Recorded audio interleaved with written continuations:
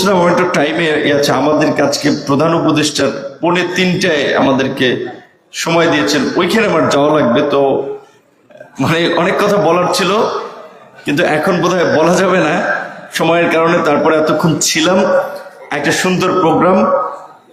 এবং মোল্লা বিনিয়ামিন কিছুটা বলেছে যে ঢাকা কলেজের সাথে আমাদের অনেক স্মৃতি আছে। ঢাকা বিশ্ববিদ্যালয়, ইডেন কলেজ, বিশেষ করে 3টা প্রতিষ্ঠানের অনেক কর্মকাণ্ডে সম্পৃক্ততা আছে। ছাত্রদের বিপদে হোক কিংবা ছাত্রীদেরও সমস্যায় হোক, দেখা যায় পরিচিত থাকার সুবাদে এক ক্যাম্পাসের শিক্ষার্থীরা তাদের বন্ধু বান্ধব, ব্যাচমেট, একই এলাকার বিভিন্ন কারণেই একটু কাছাকাছি যোগাযোগ থাকে। সো ঢাকা কলেজের অনেক স্মৃতি আছে। তার মধ্যে বিনিয়ামিন 2018 সালের কোটা সংস্কার আন্দোলনের কথা বলেছিল। আসলে এটা তখন আমরা 8ই এপ্রিল 2018 সালে, আপনারা যদি ওই আন্দোলনের যাদের স্মৃতি মাথায় আছে কিছুটা ঘটনাগুলো, 8ই এপ্রিল আমাদের একটি পদযাত্রা কর্মসূচি ছিল। ওই দিন সংসদ চলছিল, আমাদের নাম ছিল পদযাত্রা, কিন্তু আমাদের প্ল্যান ছিল যে আমরা শাহবাগ অবরোধ করে বসে যাব এবং আমরা সংসদকে বাধ্য করবো একটা ঘোষণা দেওয়ার জন্য। তো ওই কর্মসূচির প্রস্তুতি হিসেবে আমরা বিভিন্ন ক্যাম্পাসে, এই নীলক্ষেত, শাহবাগ, ফার্ম গেট, বিভিন্ন যে কোচিং সেন্টারগুলো বিশেষ করে চাকরি প্রত্যাশীদের, সেগুলোতে আমরা ক্যাম্পেইন করেছি। তো ঢাকা কলেজে ক্যাম্পেইন করতে এসে সে সময় তো এটা জানার কথা, গত 16 বছরে কি পরিস্থিতি ছিল বিশ্ববিদ্যালয়ের কলেজের ক্যাম্পাসগুলো। বিশেষ করে ছাত্র দলের ঢাকা কলেজের আমাদের এক ভাই এখানে উপস্থিত আছেন, সদস্য সচিব মিল্লাত ভাই। তো তিনি দেখাইছেন তার এই থেকে এই পর্যন্ত কাটা ছিঁড়ে গেছে, গুলিবিদ্ধ। তো এটি ঠিক যে সবচেয়ে মানে হামলার জায়গা থেকে ছাত্র দল এবং শিবিরের লোকদের, তাদের তো মানে জরুরি অবস্থার মতো দেখা মাত্র গুলি, আর ছাত্র দল শিবির দেখলেই পিটাও, এবং পিটানোটা একটা অপ্রাতিষ্ঠানিক নিয়মে পরিণত হয়েছিল। আর আমরা যখন 2018 সালে এই কোটা সংস্কার আন্দোলনের মধ্যে দিয়ে ক্যাম্পাস ভিত্তিক কর্মকাণ্ডে অংশগ্রহণ করি, সেই সময় হয়তো ছাত্র দলের নেতা কর্মীরা অনেকেই আমাদের সাথেও ছিল, শিবিরের অনেকেই ছিল। যেহেতু আমরা যে কোনো পরিস্থিতির কারণে হোক, যে কোনো প্রক্রিয়ায় হোক, একটা আন্দোলনের মধ্যে দিয়ে কিছু ছাত্ররা একটু শিক্ষার্থীদের মাঝে নন ফেস হওয়ার ফলে ওরা হয়তো চিন্তা করছে যে 2-1 বার চেষ্টা করেছে হামলা করে, হুমকি দিয়ে ক্যাম্পাস থেকে বিতাড়িত করার, কিন্তু যখন দেখেছে পারে নাই, তখন অনেক সময় হামলা মামলা করেছে, ধাক্কাধাক্কি করেছে, অপমান অপদস্থ লাঞ্ছিত করেছে। আবার অনেক ক্ষেত্রে মানে কিছুটা হাল ছেড়ে দিয়েছে যে না, এদেরকে মারলেও এরা যাবে না। আর বিশেষ করে 2019-এ ঢাকা বিশ্ববিদ্যালয়ের ডাকসু নির্বাচনে, ডাকসুর ভিপি হওয়ার পরে এবং সমাজসেবা সম্পাদক আক্তার হয়েছিল। সো আমাদের একটা প্রাতিষ্ঠানিক ক্যাম্পাসের পরিচিতি থাকার সুবাদেও আসলে ছাত্রলীগ হয়তো কিছু কিছু ক্ষেত্রে একটু হিসাব করতো যে বারবার এদের সাথে কিছু হইলেই পত্রপত্রিকায় নিউজ হয়, ন্যাশনাল মিডিয়ায় নিউজ হয়, অনেক কারণে কিছু কিছু সময় ধাক্কাধাক্কি করেছে, মারামারি করেছে, আবার কিছু সময় সরে গিয়েছে। তো সেই ছাত্র অধিকার পরিষদের সেই পথ চলাটা আজকের এই গণ অভ্যুত্থানের পটভূমি তৈরিতে আমি মনে করি একটা বড় ধরনের সহায়ক ভূমিকা পালন করেছে। এবং বিশেষ করে এই গণ অভ্যুত্থানের ক্ষেত্রে যেই নন ফেস বা লিডার যাদেরকে দেখতে পাচ্ছেন, এটা অনেকেই জানেন যে তাদের অনেকেরই রাজনৈতিকভাবে হাতে খড়ি এবং তাদের রাজনৈতিকভাবে গড়ে ওঠাটা এই ছাত্র অধিকার পরিষদের মধ্যে দিয়ে। তো সেই ছাত্র অধিকার পরিষদের আজকে ঢাকা কলেজের প্রোগ্রাম আমার জন্য একটা সম্মানের, যে এখানে আমি প্রথমবারের মতো এই ধরনের আনুষ্ঠানিক কোনো প্রোগ্রামে আসতে পেরেছি। এর আগে রোজা একটা প্রোগ্রামে ওরা বলেছিল আসা সম্ভব হয় নাই। এবং আমি ধন্যবাদ জানাই যে বিশেষ করে যারা আজকে উপস্থিত হয়ে অংশগ্রহণ করে আজকের এই অনুষ্ঠানকে প্রাণবন্ত করেছেন। নাজমুল ঢাকা কলেজের শিক্ষার্থী এবং আমাদের যে ছাত্র সংগঠন ছাত্র অধিকার পরিষদের সাধারণ সম্পাদক, সভাপতি বিনিয়ামিন ঢাকা বিশ্ববিদ্যালয়ের পাবলিক অ্যাডমিনিস্ট্রেশনের ছাত্র, তারা দুজনেই 18 সালের কোটা সংস্কার আন্দোলনে গুরুত্বপূর্ণ ভূমিকা পালন করেছিল। নাজমুল কয়েকবার আসলে মানুষ যে রেটরিক ব্যবহার করে অনেকের ক্ষেত্রে, যে মৃত্যুঞ্জয়ী ছাত্রনেতা, সেটা যদি আমরা ব্যবহার করি, আমরা লীগের সদস্য সচিব এই ভাইয়ের কথা, কারণ যেভাবে গুলি এইখান থেকে আরেকটা এদিকে আসলে তো বাঁচা মরা নিয়ে শঙ্কা ছিল। এই সমস্ত মানুষকে আমরা বলতে পারি আরো যদি কেউ আহত হয়ে থাকেন, আমি সরি সবার কথা জানছি না, যে কারণে আমি বলতে পারছি না, তার এটা হাতটা দেখালে এখানে বললাম। এবং নাজমুল প্রথম কোটা সংস্কার আন্দোলন 18 সালে কয়েক দফা মাইর খায়, কারণ আপনারা জানেন যে ছাত্র লীগের কুলাঙ্গারের, আমি কুলাঙ্গারই বলবো, যে কারণ আপনারা দেখেছেন 2018 সালের 30শে জুন লাইব্রেরির সামনে আমাদের একটি সংবাদ সম্মেলন ছিল। সেদিন কিভাবে হিংস্র জন্তু জানোয়ারের মতো হামলে পড়েছিল আমাদের কয়েকজনের উপরে। তো ওই 18 সালের আন্দোলনেও কয়েকবার আহত হয়েছে। তারপরে 2019 সালের ডাকসুতে যে ভয়াবহ একটি নারকীয় তাণ্ডব চালিয়েছিল ছাত্রলীগের তৎকালীন সভাপতি আপনার সঞ্জিত বিশ্ববিদ্যালয়ের সেক্রেটারি ছিল সাদ্দাম এবং রাব্বানি শোভন, তাদের যৌথ প্রযোজনায় আপনারা দেখেছিলেন। সেই আন্দোলনে নাজমুল ঢাকা কলেজের শিক্ষার্থী, কিন্তু যেহেতু সবসময় আমার খুব কাছেই আমাদের কয়েকজন আমরা যারা কোর গ্রুপের ছিলাম, হাঁটা চলা পরিকল্পনা আড্ডা, তার মধ্যে নাজমুল একজন, সেই সময় সে গুরুতর আহত হয়েছিল। সে কিন্তু তখন তার বাবা আসলে তাকে খুব বুঝিয়েছিল যে এইভাবে বাবা তোমরা কতদিন টিকবা মায়ের খেয়ে, মানে খুব পরিবারের একটা উদ্বিগ্ন হয়েছিল। দ্বিতীয়ত এই আন্দোলনের মধ্যে ওই যে বলছে একটা রিউমার অনেক হচ্ছে নাজমুল শেষ। তো নাজমুলকে আমি সবসময় বলেছিলাম, যেহেতু ওরা 18 সালে এক্সপিরিয়েন্স আছে ওদেরকে, বিনিয়ামিনকেও বলেছিলাম যে তোমাদের আন্দোলনের ফ্রন্টে থাকার দরকার নাই, লিডিং এ থাকার দরকার নেই, তাহলে আগেই ছাত্রলীগ এটাকে ট্যাগিং করবে, যেটা বিপিনুরের ছেলেরা করছে, লোকেরা করতেছে, সরকার বিরোধী আন্দোলন। কাজী যারা একটু কম পরিচিত সাধারণ শিক্ষার্থী যারা, তাদেরকে সামনে রেখে তোমরা আন্দোলনটা করো, কারণ এই আন্দোলনের উপরে আমাদের একটা লিগ্যাসি আছে। আমরা যে রাজনীতি করছি আজকে, যে অধিকার পরিষদ, সেটা ছাত্র অধিকার পরিষদ, যুব অধিকার পরিষদ কিংবা মূলদল আমাদের গণ অধিকার পরিষদ, এই অধিকার পরিষদের লিগ্যাসিটা হচ্ছে এই 18 সালের কোটা সংস্কারের আন্দোলন থেকেই তাদের রাজনৈতিক উত্থান বা রাজনৈতিক অগ্রযাত্রা। কাজী এই কোটা যদি ফিরিয়ে আনে তাহলে তো আমাদের রাজনীতি থাকে না। এবং আনুষ্ঠানিকভাবে শেখ হাসিনার গত 1.5 দশকের ফ্যাসিবাদের মধ্যে এই জুলাইয়ের পূর্বে আমরা তাকে ছাত্রদের কাছে সারেন্ডার করা বা নাকে খত দিতে বাধ্য করেছিলাম। কারণ আপনাদের মনে আছে যে তিনি তো যেভাবে ঔদ্ধত্যের সাথে কথা বলতেন, কোনো দাবি দেওয়া আন্দোলনকে তোয়াক্কা করতেন না। সেখানে 2018 সালে আমরা কিন্তু সংসদে তাকে বাধ্য করেছিলাম, সে ঘোষণা দিয়েছিল কোটাই থাকবে না, যদিও এটা সে একটা প্রতারণা করেছিল।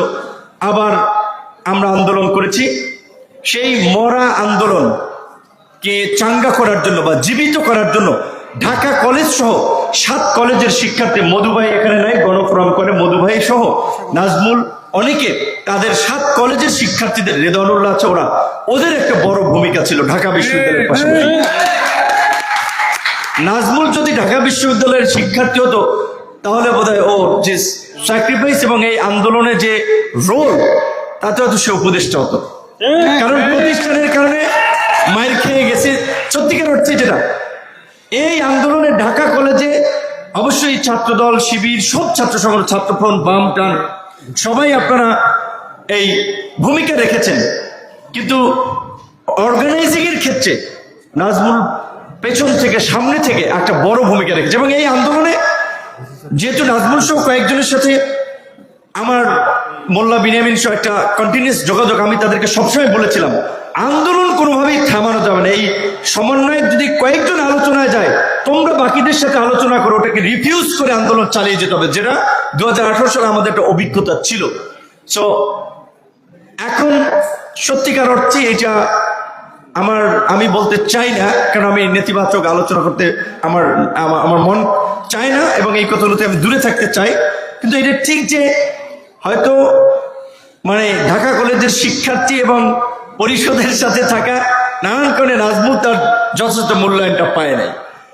তো আশা করি রাজনীতি তো একটা লং জার্নি, রাজনীতিতে কোনো শর্ট কোর্স নাই, সংক্ষিপ্তভাবে সফল হওয়ার রাস্তা নাই। রাজনীতি আপনার ডেডিকেশন, কমিটমেন্ট নিয়ে আপনি লেগে থাকবেন, আপনি মূল্যায়িত হবেন। দেখেন আজকে বিএনপির কথা ধরেন, বিএনপির তারেক রহমান অত্যন্ত একটা ক্রিটিক্যাল সময়ে বাধ্য হয়ে দেশ ত্যাগ করেছেন। তিনি যদি 16 বছরে বিএনপির হাল না ধরতেন, আওয়ামী লীগের সাথে যদি কম্প্রোমাইজ করতেন বা বিভিন্নভাবে মানে হাল ছেড়ে দিতেন, তাহলে আজকে যে বিএনপির ব্যাপক একটা সম্ভাবনা তৈরি হয়েছে এটি কিন্তু তৈরি হতো না। এবং উনি নিজে যেই পরিস্থিতির মধ্যে দিয়ে গিয়েছেন, তারপরে হাল ধরে রেখেছেন। আজকে কিন্তু অলিখিত ভাবেও সরকারও কিন্তু এটা বোঝে দেশ চালাতে হলে তার 1 নম্বরে বিএনপিকে প্রায়োরিটি দিতে হচ্ছে, এটা বাস্তব। সেকেন্ড হচ্ছে, এখানে যেই জামাত নিষিদ্ধ ছিল, জামাত শিবির প্রকাশ্যে একটা প্রোগ্রাম করতে পারতো না, মিছিল মিটিং করতে পারতো না, তারাও প্রায়োরিটি পাচ্ছে। তারপরে যাই হোক অন্যরা প্যারালালি মূল্যায়ন পাচ্ছে। সো এইটা বলছি যে এই সংক্ষিপ্ত সময়ে আক্ষেপের কিছু নাই যে আমরা এই সময় পেলাম না বা এই সময় মূল্যায়নটা পেলাম না। রাজনীতিতে যদি আপনি লেগে থাকেন, ওই যে বলছে যে রাজপথের ঘাম এবং রক্ত কখনো বেইমানি করে না, শুধু তারা মূল্যায়ন পাবে।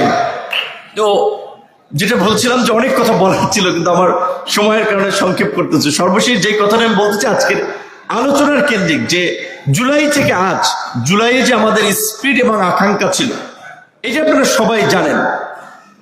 এই ফ্যাসিবাদী রাষ্ট্র এবং স্বৈরাচারের পতনের মধ্যে দিয়ে আমরা আমাদের পছন্দের, আমাদের আকাঙ্ক্ষার একটা বাংলাদেশ, একটা সমাজ, একটা রাষ্ট্র, একটা রাজনৈতিক পরিবেশ তৈরির জন্য আমরা দলমত নির্বিশেষে সবাই রাজপথে নেমেছিলাম। এবং যেই আন্দোলনে একজন পথশিশু থেকে শুরু করে বাসের হেল্পার, ফুটপাতের হকার, সবজি ব্যবসায়ী, মাছ ব্যবসায়ী, গার্মেন্টসের শ্রমিক, বিভিন্ন শ্রেণী পেশার মানুষ সম্পৃক্ত হয়েছিল। কিন্তু এটা ঠিক যে এই জুলাইয়ের গত 11 মাসেও আমরা সেই সাধারণ মানুষের যে প্রত্যাশা, তাদের যে চাওয়া পাওয়াটা, তাদের যে অর্থনৈতিক এবং সামাজিক নিরাপত্তা কিংবা অগ্রগতির ক্ষেত্রে সরকারের যে ভূমিকা, উপদেষ্টা পরিষদের যে ভূমিকাটা নেওয়ার কথা, আমরা সেটি দেখতে পাইনি। সহজ হিসেবে আমি মিলাতে চাই, এই দেশের রিক্সাওয়ালা, শ্রমিক, খেটে খাওয়া মানুষ অসুস্থ হয়ে যে চিকিৎসা নিতে যাবে ঢাকা মেডিকেলে, জেলা পর্যায়ে জেলার হসপিটালগুলোতে, সরকার দ্বিকক্ষ বিশিষ্ট সংসদ করবে, একই ব্যক্তি 2 বারের বেশি প্রধানমন্ত্রী থাকতে পারবে না, এই ধরনের অনেক সংস্কার আছে। কিন্তু মানুষের যে প্রাত্যহিক এবং সাধারণ খেটে খাওয়া মানুষের সামনে যে দৃশ্যমান কিছু পরিবর্তনের সুযোগ এই সরকারের ছিল, সেটি আমরা খুব বেশি সরকারকে দেখতে পাই নাই। যে আমরা হচ্ছে হসপিটালগুলোতে, যদি এটা হয়তো যে এই পরিস্থিতির পরে বাংলাদেশের হসপিটালগুলোর অন্যরকমের পরিস্থিতি, ডাক্তাররা কেয়ার দিচ্ছে, মানুষ যাওয়া মাত্রই ভর্তি হতে পারছে, চিকিৎসা পাচ্ছে, সেটা পরিস্থিতি কিন্তু আমরা দেখতে পাচ্ছি না। আমরা যদি দেখতাম সরকারি অফিস আদালতগুলোতে আপনি যেমন কাস্টমার কেয়ারে ফোন দিলে তারা বলে, বলুন স্যার কিভাবে আপনাকে সহায়তা করতে পারি, ওইভাবে ইউনো, ওসি, ডিসি, এসপিরা যদি জনগণের প্রতি সম্মান দেখে বলতো, স্যার বলেন আপনার জন্য কি করতে পারি, কারণ তারা তো পিপল সার্ভেন্ট, তারা জনগণের সেবক, তারা জনগণের মালিক না। জনগণের ভ্যাট ট্যাক্সের পয়সায় তাদের বেতন হয়, গাড়ির তেল হয়, এবং জনগণের সেবা করার জন্য তারা এই সমস্ত প্রতিষ্ঠানগুলোতে বসে আছে। তো এইখানে যদি আমরা একটা ব্রেক থ্রু করতে পারতাম, মানুষ দেখতো যে এই গণঅভ্যুত্থানের পরবর্তী নোবেল লরিয়েট, আন্তর্জাতিক খ্যাতি সম্পন্ন আমাদের প্রধান উপদেষ্টা ডক্টর ইউনূসের সরকার বাংলাদেশের এই যুগান্তকারী পরিবর্তন করেছে। দেখ, এই সমস্ত পরিবর্তন কিন্তু হয় না। এইখানে আপনারা বক্তারাও বলেছেন, আমি রাজনৈতিক নেতৃত্ব অনেক আলোচনায় যাই, অনেকের আলোচনায় এই হতাশার গল্পগুলো উঠে আসে। যেই কারণে আমি সর্বশেষ আমার কথাটা আমি এভাবে শেষ করতে চাই, ওই কবিতার 3টা আপনার লাইনের মতো। ওরে নবীন, ওরে আমার কাঁচা, ওরে সবুজ, ওরে অবুজ, আদমরাদের ঘামেরে তুই বাঁচা। বাস্তবিক অর্থেই বাংলাদেশের গত জুলাইয়ের পরে যে 50 বছরের রাজনীতি, সেটা কার্যত ফেল করেছে আমাদের রাষ্ট্র হিসেবে বাংলাদেশকে বিনির্মাণ করতে। যেই কারণে এখন রাষ্ট্র পুনর্গঠনের আলোচনা হচ্ছে, আলাপ হচ্ছে। কাজী জুলাইয়ে আপনারা যেভাবে দল মত নির্বিশেষে ফ্যাসিস্টের পতন এবং নতুন বাংলাদেশের স্বপ্ন নিয়ে আপনারা রাজপথে ঐক্যবদ্ধভাবে লড়াই করেছিলেন, আগামীর বাংলাদেশ বিনির্মাণে এই ভঙ্গুর রাষ্ট্রকে পুনর্গঠন করার জন্য আপনাদের আওয়াজটা জারি রাখতে হবে। আজকে কেন 11 মাসে কলেজ বিশ্ববিদ্যালয়গুলোতে ছাত্র সংসদ নির্বাচন হয় নাই? ছাত্র সংসদ নির্বাচন যদি হতো, আপনাদের নিশ্চয়ই আপনারা জানেন, আপনাদের কলেজের ঢাকা কলেজ বাংলাদেশের প্রায় 200 বছর একটা পুরানো কলেজ, তার একটা ঐতিহ্য আছে, ইতিহাস আছে। এরকম বিভিন্ন কলেজগুলো আছে, Jessore MM college, Barisal BM college, এই সমস্ত কলেজের ছাত্র নেতারা যারা ভিপি জিএস ছিল, জাতীয় রাজনীতিতেও কিন্তু তাদের একটা অবস্থান বা গুরুত্ব তৈরি হয়েছে। তো আমরা বলছিলাম যে অভ্যুত্থানের পরে অন্তত ছাত্র সংসদ নির্বাচনগুলো হওয়ার মধ্যে দিয়ে শিক্ষা প্রতিষ্ঠানে একটা সুন্দর পরিবেশ তৈরি হতে পারত, ভবিষ্যৎ নেতৃত্ব তৈরির একটা ট্রেন চালু হতে পারত।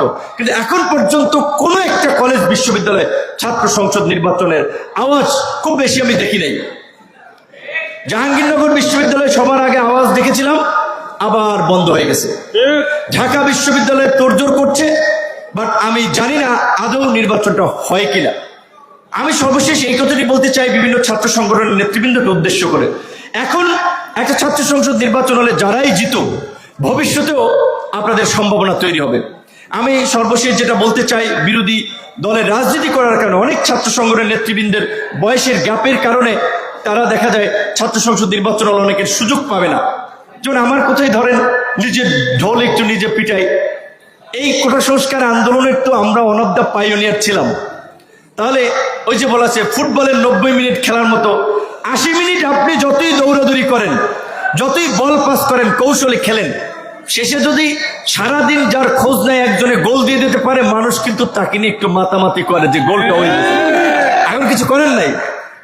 আমি নিজে 19 জুলাই গ্রেপ্তার হয়েছিলাম এই আন্দোলনের জন্য। এই প্রেক্ষাপট তৈরিতে নাজমুলের মতো আমার সহযোদ্ধা, এই যে মোল্লা বিনিয়ামিন, এই মাসুদ, এই যে ছবি 14 জুলাই সে অফিসে যাওয়ার পথে সেও এই হামলার মধ্যে পড়ে গেছে, পিটাইছে। মোল্লা বিনিয়ামিন আমার চেয়ে বেশিবার জেল খাটছে। তার সাথে ছাত্র দলের নেতারা তো জেলে গেছে, শিবিরের লোকেরা তো জেল তাদের জন্য নিয়মিত কাজ, রুটিন কাজ হয়ে গিয়েছিল, কারণ তাদেরকে ধৈর্য জেলে টেলে দিতই। অনেকে বলে আসছে আমাকে, ভাই মোল্লারে যে কষ্টে রাখছে, ফাঁসির সেলে রাখছে মানসিক যন্ত্রণা দেওয়ার জন্য, যাতে ও বাইরে রাজনীতি ছাইড়া দেয়। তো এই মোল্লা বিনিয়ামিন, নাজমুল, এরা না থাকলে তো আমি এই জায়গায় আসতে পারতাম না। এবং আমাদের যে স্যাক্রিফাইস, কত হামলা মামলা, সুযোগ, ডাকসুর ভিপি 28 বছর পর একটা ইলেকশন হয়েছে, সুযোগ সুবিধার রাজনীতি করলে অনেক বেনিফিট নিতে পারতাম, কিন্তু মানুষের প্রতি দায় এবং দরদের দায়বদ্ধতা থেকে আমরা লড়াইটা চালিয়ে গেছি, আমরা কোনো কম্প্রোমাইজ করি নাই। কিন্তু আমরা কি জুলাইয়ের পরে আমরা নিজেরাই বা কতটুকু মূল্যায়িত হয়েছি? তারপর আমরা বিশ্বাস করি যে আমরা রাজনীতি করতেছি, টুডে অর টুমরো আমরা মূল্যায়িত হব। সো এই জন্য বলছি যে ছাত্র সংসদের বিরোধী দলের সাথে সম্পৃক্ত থাকায় অনেকের ছাত্র সংসদের সুযোগ না হলেও আপনাদের যে অবদান এই জুলাইয়ের কারণে জাতীয় রাজনীতিতে আপনাদের জন্য ভালো সম্মানজনক জায়গা ভবিষ্যতে তৈরি হবে। কিন্তু সবাই ছাত্র সংসদ নির্বাচনটার বিষয়ে আপনারা একটু ঐক্যবদ্ধভাবে আওয়াজ তুলুন। আজকে আমি সত্যিকার অর্থে বক্তব্য দিতে গেলে আশপাশে ওরা থাকলো, অনেক সময় ইমোশনাল হয়। যেমন ওরা, এই মাসুদ 2018 সাল থেকেই আমার সাথে ছিল, নোমান, নাহিদ, এই গোপালগঞ্জ ছিল, বুঝাই তোর বাড়ি গোপালগঞ্জ, কিন্তু ওরা ছাত্র অধিকার পরিষদ করতো গোপালগঞ্জ থেকে, চাপাই। তো আমার সাথে কিছু ছাত্র তরুণরা ছিল বিধেই কিন্তু আমার সাহসটা ছিল।